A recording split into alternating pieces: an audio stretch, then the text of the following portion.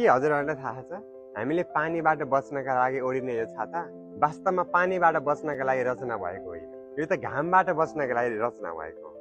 आउनुहोस् यो रोचक कुरा जानौँ, कसरी भयो छाताको आविष्कार। कश्यप र अदितिका द्वादश आदित्यहरूमध्ये वरुण एक हुन्। वरुणलाई हामी जलको देवता पनि मान्दछौँ। वरुण अत्यन्त मेहनती थिए। वरुण आफ्नो युद्ध कौशल बढाउनका लागि बाण कला सिकिरहेका हुन्छन्। बाण कला सिक्ने क्रममा उनले यहाँबाट कुनै एक ठाउँमा निशाना ताकेर बाण हान्छन् र त्यो बाणलाई फेरि उनी भए ठाउँमै ल्याउनका लागि उनले श्रीमतीलाई भन्छन्, आफ्नो धर्मपत्नीलाई भन्छन्। अनि उनले जहाँ निशाना ताकेर बाण हान्छन्, बाण धेरै टाढा पुगेको हुन्छ। अनि उनकी धर्मपत्नी गएर कुद्दै गएर त्यो बाण लिएर आएर फेरि श्रीमानलाई दिन्छन्। फेरि उनले हान्छन्, फेरि ल्याएर दिन्छन्।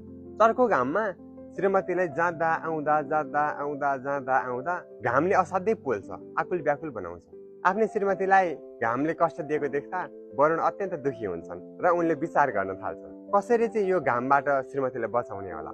उनले विचार गर्दा उनको दिमागमा छाताको आविष्कार आउँछ र उनले दिव्य शक्तिद्वारा छाताको निर्माण गरेर आफ्नो श्रीमतीलाई दिन्छन् र छाता ओढेर बाण ल्याउने लाने गर, यसले तिमीलाई घामले असर गर्दैन भनेर वरुणले आफ्नो श्रीमतीलाई घामबाट रोक्नका लागि छाताको आविष्कार गर्नुभएको हो। अहिले हामी घामबाट भन्दा बढी पानीबाट बस्नको लागि छाता प्रयोग गर्छौँ, घामबाट बस्नको लागि पनि छाता प्रयोग गर्छौँ।